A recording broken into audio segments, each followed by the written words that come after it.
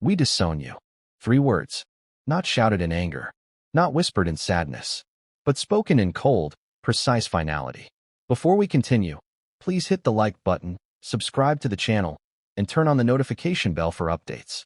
That's what insiders claim King Charles told his youngest son, Prince Harry, once the heart of the British royal family, now something else entirely. But could it really be true? A monarch, more than just a father. Delivering an irreversible blow not behind closed doors, but through a carefully orchestrated announcement designed to send a message not just to Harry, but to the world. The British crown is done playing nice, and Harry has just been cut off. But what does that mean, really? Titles? Money? Family? Or something deeper? Because if the rumors are right, and the palace's silence even louder, then this isn't just a petty feud between a king and his son. This is a full-scale disownment. The kind you don't recover from, and it might be far worse than anyone ever imagined. Let me ask you this. What would drive a father to banish his own child? Publicly, permanently, and with such chilling formality? What secret pushed King Charles past the point of no return? What action, or betrayal, forced his hand? Or maybe, just maybe, this was never about one thing. Maybe this was years in the making. A slow burn, a ticking time bomb, and now it's exploded, taking Harry, Meghan, and every shred of family loyalty with it. But we're getting ahead of ourselves. Let's rewind for a second. Because to understand what just happened between King Charles and Prince Harry, we need to look at the build-up, the signals, the whispers, the silences that screamed louder than words. And most importantly, we need to understand why now. Why would Charles wait? Why would he tolerate so much? Interviews, memoirs, Netflix deals, lawsuits, and then suddenly snap? What changed? It started with a phone call, or rather, the lack of one. When Queen Elizabeth II passed away, the world mourned. But behind the grand gestures and televised ceremonies, something colder was brewing. Insiders say that in the 24 hours following the Queen's death, Prince Harry didn't receive a single direct call from his father. No message of comfort, no request to join the family, no olive branch, just silence. And in royal language, silence is a weapon. Because even though Harry rushed to Balmoral, arrived too late to say goodbye, and stood publicly beside his family at the Queen's funeral, it was what wasn't said that hung in the air like a storm cloud. He stood near his father, but not with him. He walked behind the Queen's coffin, but not beside his brother. No military uniform, no official role, no inclusion in the planning. It was like watching a ghost. But we told ourselves, it's grief. It's complicated. They'll make peace later. Spoiler, they didn't. Instead, whispers started circulating. That King Charles was consulting legal advisors. That Meghan Markle would be handled separately. That titles for the Sussex children were under review. That phrase alone, under review, sent chills. Because how do you review someone's place in your family? Unless you're already preparing to erase them. Then came the memoir. Spare. The title alone was a loaded gun. And when it fired, it blew the lid off every facade the royal family tried to maintain. Harry didn't hold back. He called out the British press, exposed family fights, hinted at dark royal secrets, and painted Charles as emotionally distant and William as aggressive. But here's the part that rattled even seasoned royal observers. Harry called out Camilla, not just once, not just in passing, repeatedly, explicitly, accusing her of planting stories, manipulating the press, shaping narratives at Harry and Meghan's expense. And whether you believe that or not, Charles absolutely did not take it lightly. Because if there's one thing a monarch protects more than the crown, it's the woman he chose to make queen. And once Harry crossed that line, many believe Charles began preparing his final response. Not in rage, not in haste, but in measured retaliation. The kind that comes with royal stationery, legal signatures, and no chance of reversal. But before we get to that final statement, the public disowning, we need to talk about the missing photos. It sounds petty, right? But in royal media, absence is more powerful than presence. Go back to Charles's first official portrait as king. He stands proud with Camilla beside him, flanked by William and Kate. But no Harry, no Meghan, no Archie, no Lilibet. The message? This is the new royal future, and you're not part of it. The press called it a coincidence. But nothing about palace imagery is accidental. And yet, Harry seemed undeterred. He continued interviews, continued lawsuits, continued revealing stories that palace sources had no way of controlling. That's when things turned. Not just cold, calculated. Now let me ask you, how far would a royal institution go to protect itself from someone it sees as a threat? Would it strip titles? Would it revoke privileges? Would it cut off blood ties? Because according to leaks, and there have been many, Charles began working behind the scenes to redefine Prince Harry's status, not just as a non-working royal, but as non-royal, period. A complete reclassification. Sources say internal documents were rewritten. Line of succession materials were altered. Mentions of Harry were quietly removed from palace websites. It was a systematic erasure. And still, the public didn't see what was coming. Until now. Because this past week, according to multiple sources within royal circles, King Charles made it official. He's done. Done waiting. Done defending. Done pretending this is still a family rift. In what's being described as a cold, formalized document of finality, Charles allegedly issued a statement disowning Prince Harry not just as a working royal, but as a member of the immediate royal family. No titles, no trust fund access, no symbolic inclusion, and for the first time, no contact. That's right, no contact. The man who once carried Harry on his shoulders through Balmoral Fields, who walked beside him during Diana's funeral procession, who defended him during the wildest years of his youth, has now turned away, permanently. And the most chilling part? This wasn't done in private. It's being prepared for public release.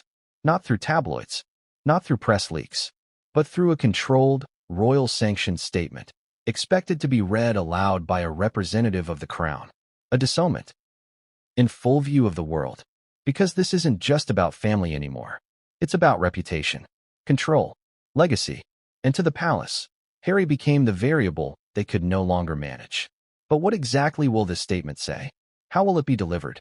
Who tried to stop it? And what did Harry do, right before the announcement, that made it even worse? Because believe it or not, this story isn't over. In fact, the real bombshell hasn't dropped yet. What if I told you there was one moment, one conversation, one confrontation that changed everything? One final plea, or one final betrayal. And it happened just days before Charles made his decision.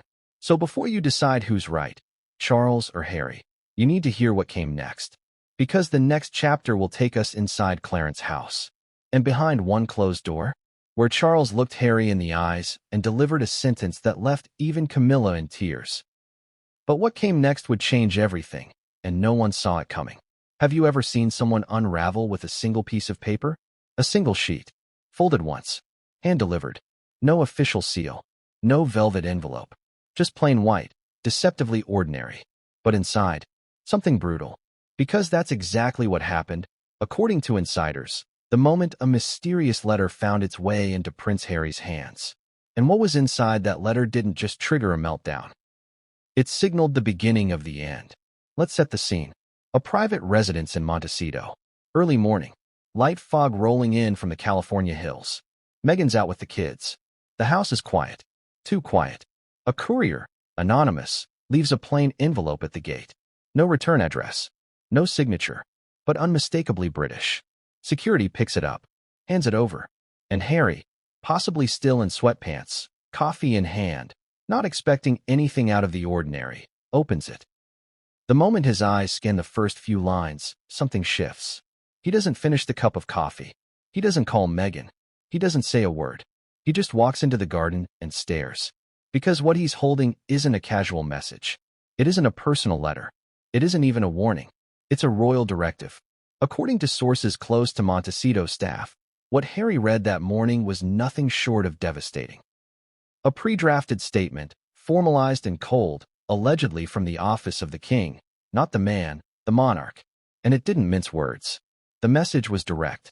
The king regrets to inform you that your status within the royal household has now been formally dissolved. Not adjusted. Not reconsidered. Dissolved. Let that word sit for a moment. Because that's the kind of language you don't use for family. You use that for failed contracts, for legal ties, for people who are no longer relevant. You don't dissolve bloodlines. Unless something monumental has snapped. But here's where it gets darker. This letter wasn't dated for the day Harry received it. It was dated 3 months prior. 3. Full months. Which raises an obvious and chilling question. How long had Charles been sitting on this? How long had this been in motion before Harry even had a clue?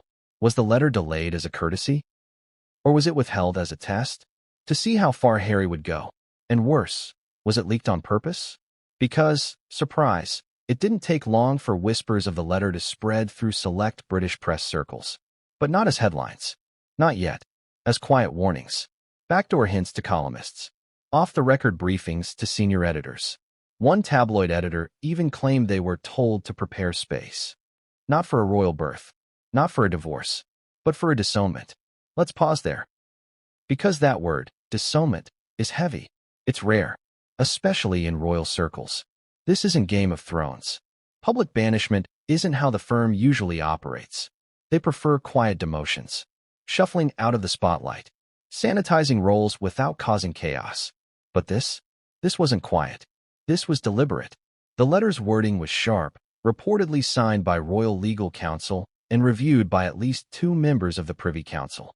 It removed Harry from future ceremonial duties. It severed his symbolic ties to Commonwealth patronages. It blocked his children from ever receiving HRH styling, even in future reigns. And it ended with a sentence so cold, staff who saw it said it felt like being stabbed with a glacier. You are not required to respond. Think about that. No invitation for dialogue. No request for reconciliation. Just a declaration. A door slammed shut. Permanently. So why now? What made this moment the final straw? Some say it was the lawsuits. Harry suing British tabloids with implicit references to palace complicity. Others claim it was the rumor Harry had been shopping a second book, one that would go further than Spare. But those are just symptoms. The real disease? Trust. More specifically, the collapse of it. According to a former palace aide, Charles had always operated under one illusion, that Harry, despite his rebellion, still had some protective instinct toward the institution. That even if he was loud, angry, unpredictable, he'd never go so far as to bring the monarchy into disrepute. But that illusion was shattered after one specific event. Not a documentary, not a book, an off-camera, off-the-record conversation with a high-level Hollywood executive, which, according to leaks, was accidentally overheard by a UK intelligence liaison during a private reception. We don't know exactly what was said, but what was reported back to the palace was this. That Harry had joked about revealing the emergency protocol if the king dies suddenly, as part of a fictional Netflix series pitch. A joke? Perhaps. But in royal eyes? That wasn't funny. That was treasonous. And so, the letter was drafted. Months before Harry ever saw it. And when he did, he reportedly didn't cry. He didn't rage. He didn't call his brother. He just sat with it, walked back into the house, and disappeared for hours. But let's talk about how the letter got out. Because someone had to know. Staff in Montecito are tightly vetted. Communications are encrypted. Security is high. Yet, within 48 hours, the UK Royal Press Corps began hinting at a major shift in status for Harry. Was it a mole? A mistake? Or was it Meghan? Because here's where things get murky. Meghan, according to sources close to her team, didn't know about the letter right away. When she returned that evening, she reportedly found Harry sitting in silence. Unshaven. Unmoving. He handed her the letter without a word. And that's when something snapped. Not in her. In him. Because it wasn't until after Meghan read it, after she stormed into another room, after she started making calls to legal counsel, that Harry stood up and said 5 chilling words to a close staff member. They want to erase me. But Harry wasn't going to be erased. At least, not quietly. Because if Charles thought the letter would silence him, he was wrong. Instead, it pushed Harry to take the one step no one thought he'd dare take. He began drafting his own letter. Not a response. Not a rebuttal. A counterstrike. To be delivered in person. And addressed to one man only, King Charles III. But what he wrote inside that letter. What he planned to do with it. And who intercepted it before it ever reached Buckingham Palace. That's the part no one predicted. What happens when you write a letter you were never meant to send? A letter meant to confront power. To force truth into a space ruled by silence. Prince Harry had written exactly that. In his own hand. No ghostwriters. No staff edits. And yet, it never made it to King Charles. Because someone very close, got to it first. and what they did with it would change the course of this royal saga forever. Let's rewind. After receiving the dissolution letter from the palace, Harry didn't lash out in interviews. He didn't call Oprah. He didn't post a cryptic quote to Instagram. He wrote, "It's a habit he's had since childhood, tucked away in years of therapy and time in isolation, writing to organize chaos." But this time, it wasn't a journal. It was a counterstrike dressed as an olive branch. In this letter, Harry addressed Charles not as a king, but as a father. He pleaded. He questioned. He challenged. He asked, "What happened to the man who walked beside me when I followed behind Mum's coffin? What changed? Was it Camilla? Was it duty? Was it William?" And then came the most brutal line. 5 words that insiders claim still haunt the palace. "I choose my children's peace." A loaded statement. One that subtly accused Charles of choosing anything but. But Harry didn't mail it. He didn't trust the system. Instead, he asked a mutual contact, a once-trusted intermediary who had ties to both Clarence House and Montecito, to hand-deliver it. That was the plan. But plans within the royal family rarely unfold without interference. Because before the letter ever reached the gates of Buckingham Palace, Camilla found out. And that's when everything accelerated. Camilla had been keeping her distance, publicly. But behind the scenes, sources say she had grown increasingly concerned. Not just about Charles's health, which has become more fragile than Buckingham Palace admits, but about his emotional unraveling. Privately, aides whispered that Charles hadn't been sleeping well, that he was more irritable, more withdrawn, haunted by the breakdown with Harry. It was affecting everything. State briefings, Commonwealth communications, even his interactions with William. Camilla wanted it over, one way or another. She wanted Charles to close the door on Harry before Harry opened it on live television. So when she caught wind of Harry's personal letter and realized it hadn't reached Charles yet, she made a decision. She summoned Charles, not to the palace, to Ray Mill House, her private Wiltshire estate. Quiet, removed, no courtiers around, just the two of them, and a letter that would never be seen by its intended reader. According to a source who claims to have knowledge of that meeting, Camilla read the letter aloud to Charles, line by line, her voice trembling, not with sadness, but controlled fury. She reportedly paused at Harry's final paragraph, where he asked Charles one last question. "If being my father threatens your throne, was it ever real?" That question hit harder than any interview or memoir, and it pushed Charles to a decision that had been looming for years. He called a meeting, but not just any meeting. A private summit at Clarence House. 1 room, 3 people, Charles, Camilla, and the ticking clock of history. It happened on a Thursday. Palace press schedules said Charles was in personal reflection, but in reality, he was behind closed doors with Camilla, reading the official draft of the final public statement. Not the cold legal letter Harry had already received. The real one. The one that would be read by a palace representative. Broadcast to press. Archived in royal record. The disownment. And it needed Charles's signature. But here's where things get explosive. Because Camilla wasn't the only one in the room pushing for finality. Charles had invited one more figure to the meeting. Someone Harry never expected to be involved in this level of closure. William. Yes, William was brought in. But not for compassion. For enforcement. Insiders say Charles told William bluntly, "If I falter, you finish it." That's how serious it had gotten. Charles wasn't just afraid of confrontation with Harry. He feared his own hesitations. His guilt. His memory of Harry as the cheeky son who once called him Pops. And Camilla knew it. That's why she sat with Charles and William and went line by line through the final draft of the announcement. The room, by all accounts, was emotionally suffocating. Charles hesitated repeatedly. He reportedly asked, "Do I really need to go this far?" Camilla's answer? "He already has." William remained silent, arms folded, eyes downcast. But when Charles stood up to leave, having not yet signed, William asked him a single question. "Would you rather lose control now, or lose the monarchy later?" That was the tipping point. Charles signed. Ink to parchment. A legacy redefined.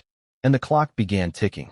Because from the moment he signed that document, there was one more thing to do before the public could see it. One more piece of theater. A final, personal delivery. Not via letter, not via email, but face-to-face. The palace made contact with Harry's representatives. A meeting was requested, not demanded. Harry, still unaware that Camilla had intercepted his letter, agreed. He believed it was a step toward peace. What he walked into was nothing less than an ultimatum dressed in tradition. It took place at Clarence's house. 2 days after the private meeting, Harry arrived discreetly, no press, no photographers. He was escorted inside. No greeting from Charles, just a waiting room. He sat alone for 23 minutes. Then, the door opened. Charles, Camilla, William, 3 against 1. No small talk, no embrace, just formality. Here's where it gets devastating. Charles reportedly opened a folder. Inside it, the letter Harry had written, the one he thought had never been delivered. Harry froze. He looked at Charles, then Camilla, and asked, "Did you even read it?" Charles didn't respond. Camilla did. "We read it, and it changed nothing." What followed was described by one observer as the final severing. Charles, voice trembling but firm, read aloud select lines from the dissolution statement. He didn't look up. William said nothing. Camilla watched Harry, unblinking. Then Charles gave Harry a choice. He could accept the terms quietly, step back, issue no rebuttals, and retain minor symbolic family access. Or reject it and trigger a full dissolution, public, brutal, and irreversible. Harry didn't flinch. He stood and said, "Do what you must. But know this, when you make this public, I'll never come back." And he walked out. No handshake, no apology, just the sound of his footsteps echoing down Clarence's house's long, cold hallway. Charles turned to Camilla, asked if he'd done the right thing. She didn't answer, but William did. "It's already done." But here's the twist. The palace had prepared to release the dissolution quietly, through a Friday news drop. Minimal fanfare. What they didn't expect was someone else leaking the news first. Not Harry, not Meghan, someone much closer. And their reasons would cause a media earthquake. What if the most explosive leak in royal history didn't come from an outsider, a journalist, or a rogue former staffer, but from someone still on the inside? And not just inside the palace, inside the family. Because that's exactly what happened. Before King Charles's dissolution statement could be formally issued by Buckingham Palace, it was intercepted, copied, and leaked. Not to tabloids, not to social media, but to someone far more dangerous. An international broadcast journalist with a personal vendetta against the crown. And how did they get it? Through a recording. A secret, high-fidelity audio clip captured during that tense ultimatum meeting at Clarence's house, where Charles delivered the final blow to his youngest son. Here's what we know. Someone in that room, or very close to it, was recording. Now pause and think about that. A meeting between a reigning monarch and his son, discussing the most emotionally catastrophic break in the royal family's modern history, and someone pressed record. Not by accident. This wasn't a hot mic situation. This wasn't background chatter caught on CCTV. This was intentional surveillance. So who did it? And why? Let's break it down. There were only 4 known people in the room that day. King Charles, Queen Camilla, Prince William, Prince Harry. So unless Harry bugged the room in some elaborate revenge plot, which, let's be honest, seems highly unlikely, that narrows the suspects down to 3. Camilla? Possibly. She's known to be cautious, strategic, and deeply mistrustful of Harry's intentions. She may have wanted a record for protection. William? Less likely. William is more direct. More emotionally reactive than methodical. But Charles? Now that opens a new line of thinking. Because what if Charles himself authorized the recording? Not to leak, not to humiliate Harry, but to protect the monarchy, to have a legal, precise account in case Harry twisted the events publicly later. That's one theory. But there's another, one more scandalous. What if it wasn't Charles, Camilla, or William? What if it was someone listening in from the other side of the wall? Sources familiar with Clarence's house's layout have revealed that private meetings, especially high-stakes ones, often involve a minimal number of staff stationed just outside the room for security and protocol adherence. One of those staffers, a long-serving private equerry, was reportedly present that day. This equerry, whose name is being withheld by major media outlets due to ongoing investigations, had served both Charles and the late Queen. Quiet, trusted, invisible. And yet, this staffer is now missing. Disappeared within 24 hours of the leak surfacing. Vanished from palace grounds. Devices disabled. No formal resignation. No public statement. And that alone is suspicious.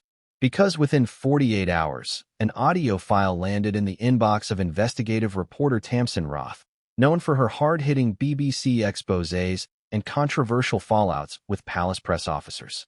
Roth isn't a royal favorite.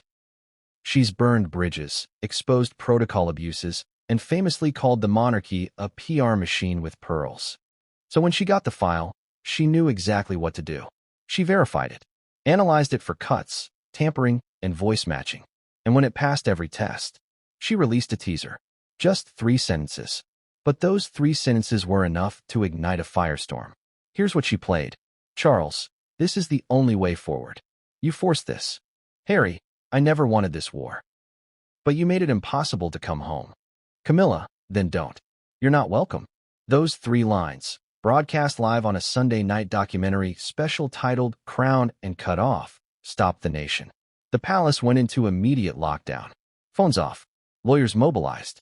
Internal briefings triggered. But the damage had already been done. The public now had something they were never meant to hear. The real voices. The real tone. The real fracture. And it wasn't sterile. It wasn't rehearsed. It was raw. The fallout was instantaneous. Public opinion fractured down the middle. Some backed Charles, claiming he was right to draw a line in the sand. Others rallied behind Harry, interpreting the clip as proof that the palace had shut the door on reconciliation. But the most shocking reaction? William. Because according to a close friend who later spoke anonymously to foreign press, William hadn't known the meeting was recorded. When he heard the clip on live television, he reportedly stood up mid-dinner and said one word. Unforgivable. And then, according to reports, he made a phone call. To Charles? No. To palace security. That's when things escalated behind the scenes. Security teams began combing Clarence's house for bugs. Staff were questioned. Devices were seized. Phones wiped. Aides were reshuffled. Interns dismissed. Access logs reanalyzed. It became a full-blown internal mole hunt. But it was already too late. Because while the palace scrambled to plug the leak, Tamsin Roth was preparing to release the full audio. All 9 minutes and 47 seconds. And what it contains, according to sources who previewed it, will destroy any illusion that this is just a family disagreement. Here's a taste of what's rumored to be on that tape. Charles referring to Harry as a destabilizing force. Camilla allegedly calling Meghan a parasite. William urging Charles to remove him from the succession entirely. Harry's voice breaking as he says, "You chose them. You always choose them." If true, these aren't just sound bites. They're emotional torpedoes, capable of sinking public trust, fueling Republican sentiment, and triggering global media chaos. And yet, despite legal threats, royal pressure, and intelligence advisories, Roth has vowed to release the tape in full this week. Which raises a terrifying question for the palace. What happens when the world hears what power sounds like, behind closed doors? What happens when the monarchy, built on mystique, decorum, and silence, is exposed as fractured, furious, and human? What happens when the next generation of royals, William, George, Charlotte, inherit a legacy tainted by this war? Because the clock is ticking, the leak has triggered not just a PR crisis, but a constitutional one. And now, all eyes are on Charles. Will he double down? Will he strike back with legal vengeance? Or will he attempt a last-minute ceasefire before the full recording detonates? Either way, the countdown has begun. And just as the palace was beginning to recover, Meghan Markle re-emerged, unexpectedly, on camera. And what she said would throw gasoline on a royal fire already out of control. What do you do when the entire world is watching a slow-motion train wreck? You either hide, or you grab the mic. Meghan Markle? She grabbed the mic. Just as speculation was erupting over the leaked Clarence House recording, just as Charles was facing the sharpest public backlash of his reign, Meghan re-emerged. Not in an interview, not at a charity event, but in the most carefully staged, visually calculated appearance of her career. It was a 7-minute video, posted without warning. No press build-up, no previews, no Netflix logo, no royal branding. Just her, alone, against a soft pastel backdrop.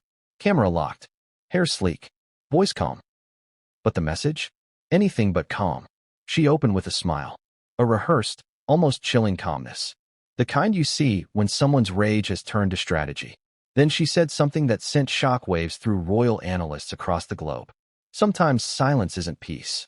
And when your children are written out of their own bloodline, you stop being silent. Boom. Just like that. No mention of Harry. No mention of the leaked audio. But the implication? Crystal clear. This was her shot across the bow. The video was titled simply, "Enough." And while it never directly attacked the monarchy, it used coded language that royals and viewers understood perfectly. She referenced institutional cruelty. She spoke of protecting legacy without protecting truth. She talked about the pain of watching history edited in real time. Then, in a moment that stunned even seasoned commentators, she said, "My children will know who they are, even if others try to erase them from the line their blood helped build." A direct hit, and an unmistakable demand. Meghan wanted Archie and Lilibet officially recognized, with titles, with standing, with protection. Let's not forget, this was the battle she and Harry had been quietly waging for years. Titles for their children, a symbol of inclusion, a badge of legitimacy, and yes, a weapon of leverage. Because without those titles, their children are mere footnotes in royal history.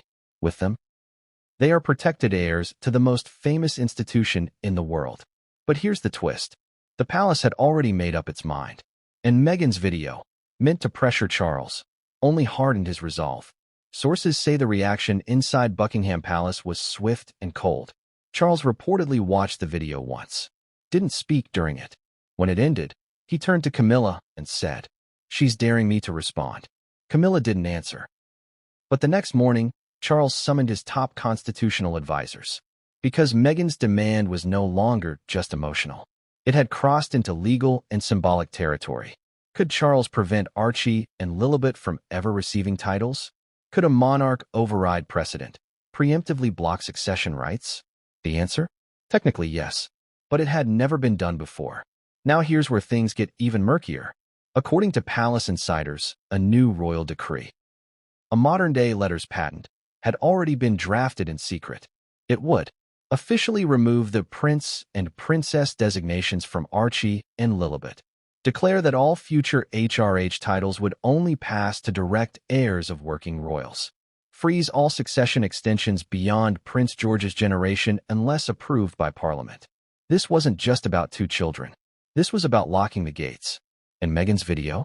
It triggered Charles's final no. Let's talk about that response. It didn't come in the form of a televised address. No cold letter this time. Instead, King Charles delivered his final decision during a private call. Not to Meghan, to Harry. The call lasted 11 minutes. Short, formal, emotionless. According to a palace source with knowledge of the exchange, Charles was composed, but decisive. He informed Harry that, per advice from Constitutional Council and with approval from Privy Council members, the titles would not be granted. Not now. Not ever. He ended the call with a phrase that insiders say was chilling in its finality. This is no longer about fatherhood. It's about preservation. Let that settle in. Preservation. Of what? The monarchy? The crown? Or Charles's own pride? Because let's be honest, this wasn't just about rules or protocols. This was personal. This was Charles responding to years of public jabs, explosive interviews, veiled threats, and now a viral video that framed him as the villain in front of millions. This was a king who felt cornered. And when monarchs are cornered, they rule. But Harry's response? That's what really caught the palace off guard. Because after the call, he didn't rage. He didn't retreat. He activated Plan B. A source close to Harry revealed that he had quietly assembled a team. Media consultants, constitutional experts, and, yes, lawyers. He was preparing a public response. But not a press release. Not an interview. A filmed statement. A counter video to Meghan's, but this time, aimed squarely at the monarchy. And here's the kicker. He planned to release it before Charles could unveil the dissownment statement. In other words, beat the crown to the narrative. But Charles caught wind of the plan. And what he did next? He launched a race against the clock. A full-scale strategy to get his statement out first. The final blow. The royal dissownment. No more leaks. No more letters. No more mercy. But here's what nobody saw coming. Someone inside the palace tried to stop it. A royal ally no one expected. And they didn't just oppose the dissownment. They threatened to expose what the monarchy had really done to drive Harry away. What if the single most controversial moment in a royal dissolution saga wasn't a speech, not a leaked recording, but a photo? A photograph so meticulously staged and so symbolically violent, it ignited a firestorm not just in tabloids, but in Parliament, on social media, and behind the golden gates of Buckingham Palace itself. This wasn't just a royal portrait. It was a message, a declaration, one that said, without using a single word, Harry is gone, and he's not coming back. But here's the thing. That wasn't the original plan, and the photo that sparked global outrage wasn't even supposed to exist. Let's rewind. At this point in our story, the monarchy was in freefall. The leak of the Clarence House recording, Meghan's defiant video, Harry preparing his counterblow. And somewhere in the middle of all this chaos, the palace's senior communications team made a decision.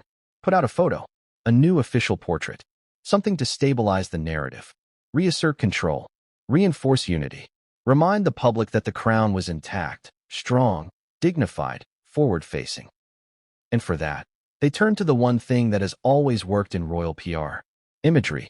The session was fast-tracked, shot inside Windsor Castle, just 2 days before the palace planned to release the formal dissolution statement.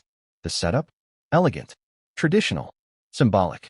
King Charles standing center stage, Queen Camilla by his side, Prince William and Catherine flanking them, polished, poised, pristine. But missing? The Duke of Sussex. No Harry, no Meghan, no Archie, no Lilibet. Not even a subtle nod, no frame on a table, no background portrait, nothing. It was a deliberate erasure. And here's where it gets dramatic. Because that was never the original composition. According to multiple insiders, the first draft of the portrait, the one captured at the photographer's direction, did include Harry. Not physically, of course. He wasn't there. But there was a space, a physical gap on the left of the king, designed intentionally to suggest a missing presence, a subtle gesture, a poetic moment, a visual metaphor. The family wasn't whole, but it was trying. Except, the moment Charles saw the raw shots, he said 2 words: remove it. It wasn't just an editing request. It was an order. The king didn't want ambiguity. He didn't want gaps or gestures. He wanted certainty. So the final photo, clean, symmetrical, calculated, was approved within hours. And the original files? Reportedly deleted. Or so they claimed. But in the digital age, nothing's ever truly erased. Because one palace aide, whose identity remains closely guarded, leaked the original composition. Not to the press, not to Harry, but to someone even more dangerous. Princess Anne. Yes, that Anne. The so-called hardest working royal. No nonsense. No drama. The woman who's quietly held the monarchy together from the shadows for decades. And, who rarely speaks to the media, had grown increasingly frustrated. Not with Harry, but with how Charles was handling Harry. And when she saw the original portrait, when she saw that there had been an opening for reconciliation, a visual cue of inclusion, a quiet call to bridge the gap, only to see it scrubbed from the final image, she reportedly lost it, according to a source within her staff, and confronted Charles in private. Not with yelling, not with threats, but with something far more piercing: disappointment. She asked him, "Why pretend we're whole when we're not?" Charles didn't answer, so she asked again, "What are you so afraid of, that showing pain makes us look weak?" Still no response. Then she made a promise. "If you go through with this, I won't stop what's coming next." Cryptic? Maybe, but not empty.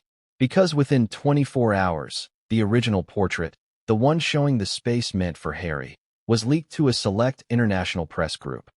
And then, the world saw it. 2 versions, side by side. The published image, a flawless royal foursome. Clean lines, cold smiles, carefully curated strength. The original image, same poses, same lighting, but a subtle shift. An empty space, a shadow of someone meant to be there, but absent. Visibly, emotionally absent. And the world noticed. Social media lit up. Hashtag Where is Harry trended globally. Pundits debated symbolism. Body language experts weighed in. Psychologists called it a form of institutional gaslighting. One viral tweet put it simply: they didn't crop Harry out. They cropped humanity out. But it wasn't just about the photo. It was about what the photo represented. It was confirmation, for millions, that the monarchy wasn't just moving on from Harry. It was rewriting the record, and people were angry. Not just Sussex supporters, moderates, traditional royalists. Even members of parliament began to question the optics. "We preach family values, then erase a son from history," one MP asked during a heated Commons debate. Even the Church of England quietly issued a statement about the importance of reconciliation in fractured families. The palace? Silent. But inside those gilded walls, everything was boiling over. Because the photo hadn't just reignited public opinion. It had triggered Harry's next move. You see, while the world debated the symbolism of that portrait, Harry wasn't just watching. He was preparing. The leaked image confirmed what he'd long suspected. He wasn't just being pushed out. He was being erased. So he made a decision. One last card. One last strike. A recorded video message, already filmed, already edited. Not just to respond, but to reveal. And this time, he wasn't alone. Because the video would feature never-before-seen footage. Clips from years past. Private moments. Diana's letters. Archie's questions. Meghan's tears. And it was scheduled to drop in less than 72 hours. But just as the countdown began, the palace received one final message. From an old royal ally. A message that stopped everything. Because it contained something none of them expected. A will. A signature. A name. And it wasn't Charles's. What if everything, the photo, the letter, the leak, was just a build-up? What if the real bombshell was never meant to be part of this story at all? And what if the man about to be publicly erased from the family had already been written back in by someone more powerful than a king? Because that's what was inside that final message. A will. Signed. Sealed. Legally binding. And it didn't belong to Charles. It belonged to Queen Elizabeth II. Here's what happened. Just as Buckingham Palace finalized its formal statement disowning Prince Harry, a letter arrived at Clarence House. It came from a London law firm. Not one used by Harry. Not one associated with Meghan. This was a legacy firm, used for generations by the royal family for estate planning, trust management, and wills. Inside, a notice of legal challenge, accompanied by a sealed addendum to Queen Elizabeth's final will. And the content? A clause dated 14 months before her passing.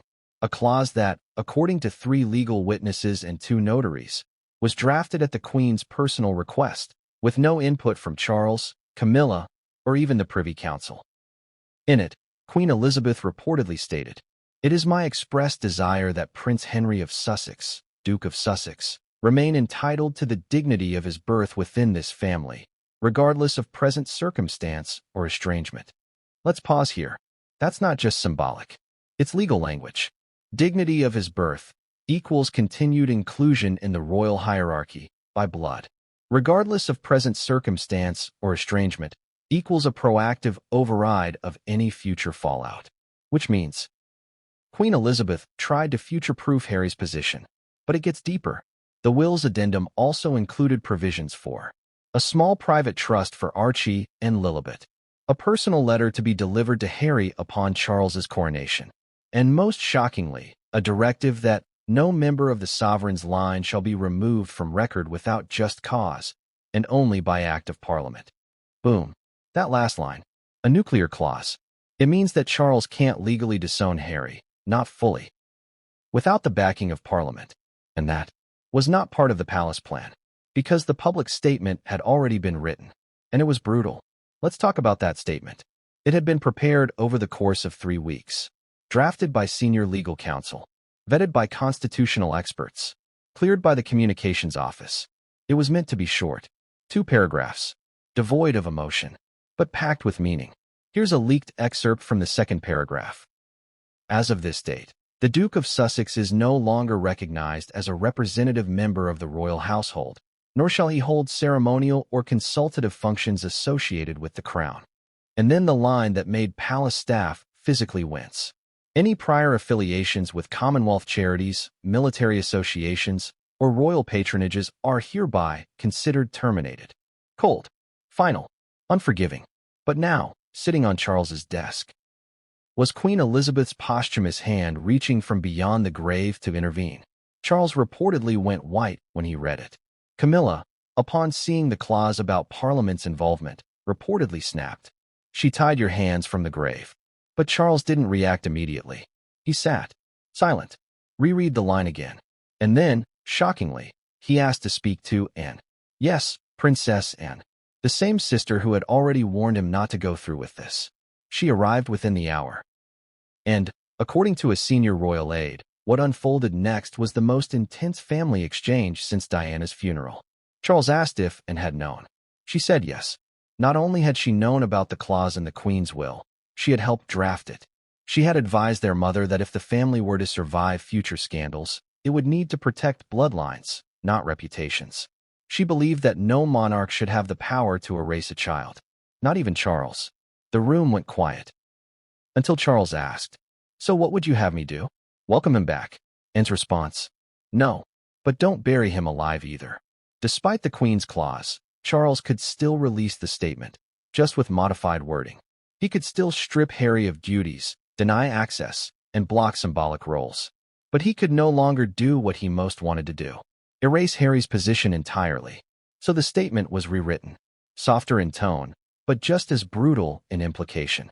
And this time, they added a line designed to hurt without appearing cruel.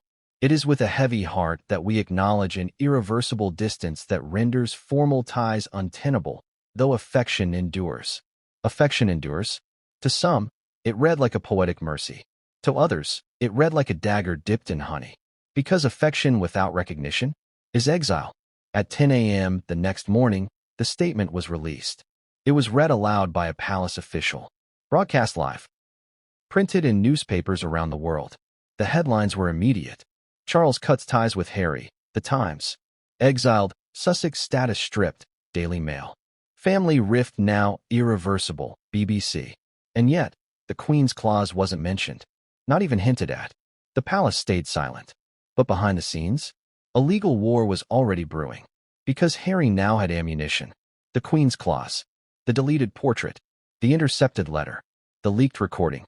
Each piece of thread, woven into a tapestry of public betrayal. And Harry wasn't backing down. His video, still scheduled for release. But now, it would include something no one expected. The personal letter from Queen Elizabeth. The one she wrote, by hand, after his royal exit. Until now, he had kept it private. But now he was going to read it. Aloud. On camera. For the world to hear. But before that happened, someone tried to stop him. Not the palace. Not William. Not Charles. Meghan. And the reason why? Would flip everything upside down. What do you do when the one person you thought would stand by your side says, "Don't release it"? That's exactly what Meghan told Harry. Not the palace. Not his father. Not even William. Meghan. The same woman who had stood beside him through exile, press wars, family silence, and institutional betrayal. Now telling him to pull the plug on his most personal act of defiance. And what she said next changed everything. The Queen's letter was more than just paper. It was ink soaked in emotion. A final tether between Harry and the woman who had always seen him, not as the spare, but as her grandson. It was warm, handwritten. A letter Harry had only shown Meghan in fragments. But now, with the monarchy on the brink, with Charles's statement freshly inked and the public split in two, Harry wanted to read it out loud. All of it. As a tribute. As proof. As a blow against the narrative that he was some bitter rebel trying to destroy the crown. This was going to be his truth. But Meghan stopped him. She sat across from him in their Montecito kitchen, hands clasped tightly, barely blinking, and said, "Not this way." Harry was stunned. For the first time in days, he had clarity. A purpose. A path. A message shaped not by rage, but by memory. And now, his wife was pulling the brakes. He asked her why. And her answer? Princess Anne. Let's rewind 48 hours. Unbeknownst to Harry, Meghan had received a quiet request from one of the last people she'd ever expected to hear from. A handwritten note, delivered not through royal channels, not through legal intermediaries, but by Anne's personal assistant, disguised as a courier dropping off a donation box for a charity. Inside the envelope, one sentence. "Before you both speak, listen." Meghan was suspicious, but attached to the note was something else. A private number. Anne's direct line. Unlisted. Secure. Untouched by the Royal Communications Office. And after a full day of debate, Meghan called.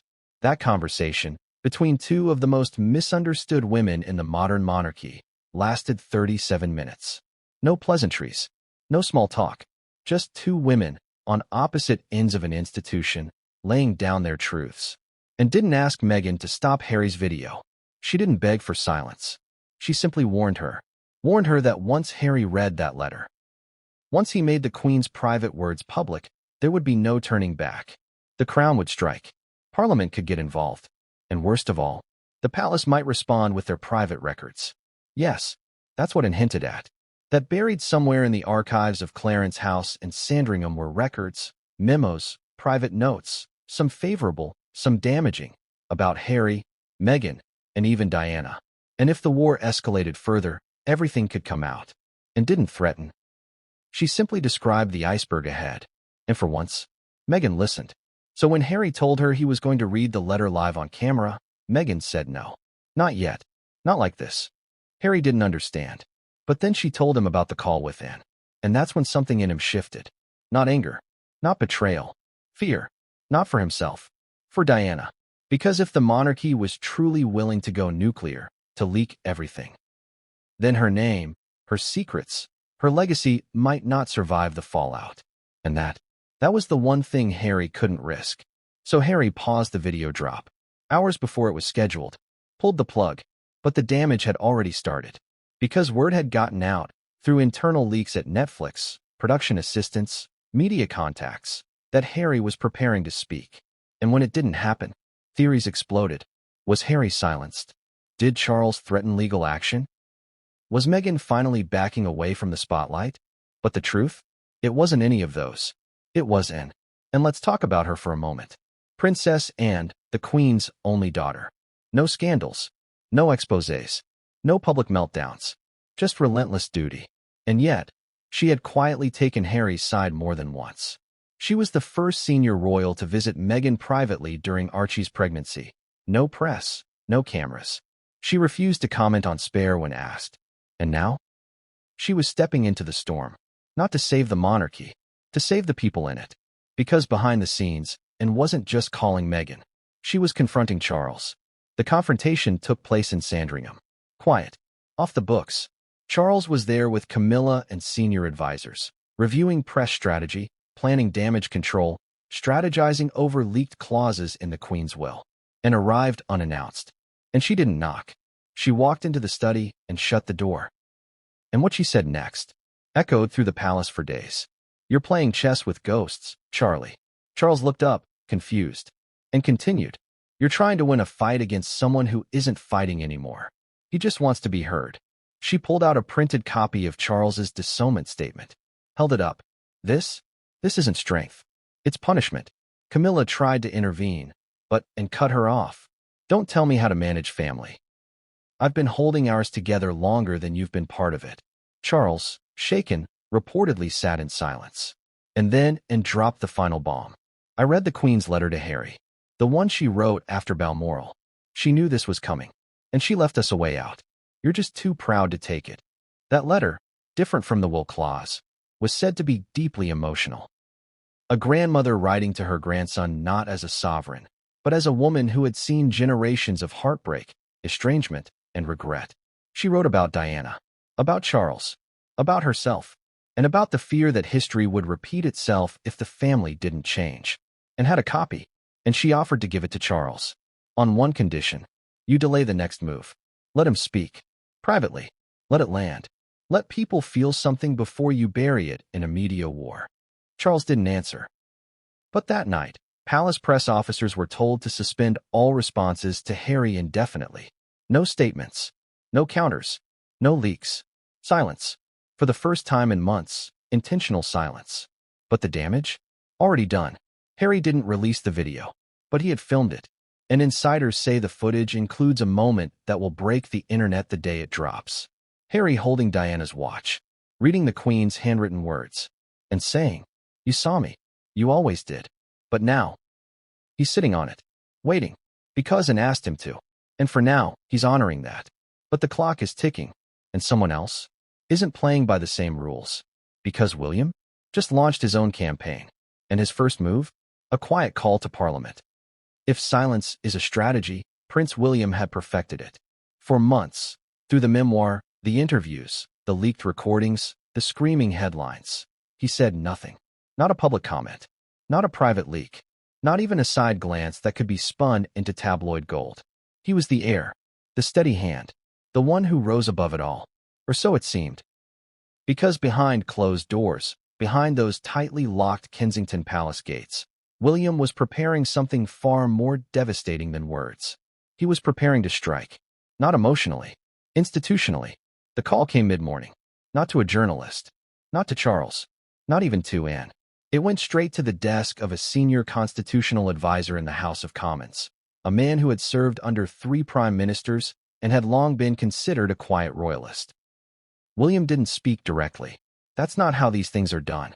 But his private secretary conveyed the message with the clarity of a surgical incision.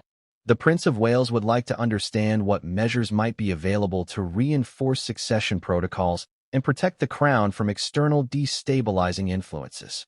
Translation: William was making the first move to block Harry's children from ever entering the line of succession. And he wasn't asking for permission. He was checking feasibility. Let's break this down.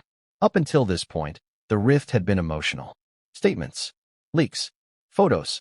Painful, yes, but manageable. This was legislative. Because the moment you involve Parliament, you're playing with power. You're not just reacting to family drama anymore. You're shaping constitutional history. And William knew exactly what he was doing. To the public, he was the peacemaker. But behind the scenes, he was drawing permanent boundaries. Why now? Because the silence had become unsustainable. He'd watched Charles hesitate, watched and interfere, watched Harry nearly detonate the palace with that unreleased video. And worst of all, he'd watched the public's sympathies slowly shift, not fully, but dangerously, toward Harry. Polls were showing cracks. Media voices were splintering. International outlets were questioning the royal family's legitimacy. To William, this wasn't just a reputational crisis. It was a threat to the monarchy's survival. So he did what future kings do. He went on offense. Here's what we now know from leaked briefings. William's team submitted a confidential inquiry into the constitutional process by which succession lines could be amended. Not erased, not retroactively changed, but frozen. Meaning, only direct descendants of working royals would remain active in the line of succession. Any children of royals who had publicly rejected institutional affiliation would be considered inactive lineage. Future restoration could only occur through a full vote of Parliament. It was an elegant solution. Technical, dry, unemotional, and absolutely lethal. Because it meant Archie and Lilibet would be frozen in time, forever potential heirs, never recognized once. Of course, nothing was official yet. It would take months, maybe years, to draft, pass, and ratify such legislation. But William wasn't after speed. He was after precedent. A message that the monarchy could adapt, defend, and evolve. Even if that meant walling off its own blood. And to ensure it wouldn't leak, he initiated it through back channels, a process called soft drafting, where language is floated between departments long before it reaches committee. But someone did leak it. And the outlet that got the scoop? Not a British one, but an American one. The New York Times. The story hit just 4 days after the Queen's will clause surfaced and Charles's cold statement dropped. The headline? Prince William quietly explores succession law reform amid royal family turmoil. And just like that, the heir's silence shattered. The world now saw what insiders had whispered for weeks. William wasn't just the calm in the storm. He was the architect of a new monarchy, one that didn't include Harry, or Meghan, or their children. The backlash was immediate and confusing. Some hailed William's move as bold, necessary, even visionary. Others called it vindictive. Social media exploded. So much for being the compassionate royal. William just made it clear, blood isn't thicker than the crown. He's cutting off his niece and nephew before they've even had a chance. But the most surprising response? Harry's. Because when he heard about the leak, he didn't rage. He didn't call his lawyers. He didn't plan another video. He laughed. According to a close friend, Harry's exact words were, "Of course he did. This is who he's always been." That laughter, though, it didn't last long. Because the New York Times article included a detail Harry hadn't expected. A quote from a senior royal insider, claiming that William had spoken directly to the Prime Minister's office about fast-tracking the process. That quote confirmed what Harry had feared all along. This wasn't about reconciliation, or healing, or even Charles. This was William's show now, and he was clearing the board. So what did Harry do? He didn't escalate. Not yet. Instead, he went somewhere very few expected. Scotland. To the place it all began. Balmoral, the Queen's favorite retreat. The place she passed away. The place where Harry had been excluded from her final hours. But now, he was going back. Not to make peace. To visit her grave. And according to photographers who caught a glimpse of him through the trees, he brought only two things. His mother's watch, and a copy of the Queen's letter. No entourage. No cameras. No announcements. Just a man standing over a grave, facing ghosts, and, according to sources, leaving behind a sealed envelope. Who was it for? No one knows. But if rumors are to be believed, it contained a message. And it wasn't for Charles, or William, or Meghan. It was for the next generation. Because Harry knows something no one in the royal inner circle seems to understand. Children grow up. And one day, Archie and Lilibet will ask questions. Why weren't we invited? Why did they shut us out? Why weren't we enough? And when that day comes, Harry wants to make sure they know. He fought. But as Harry stood in the Scottish mist, silent and still, back in London, Charles was preparing something even colder than his last statement. Because William's move had forced his hand.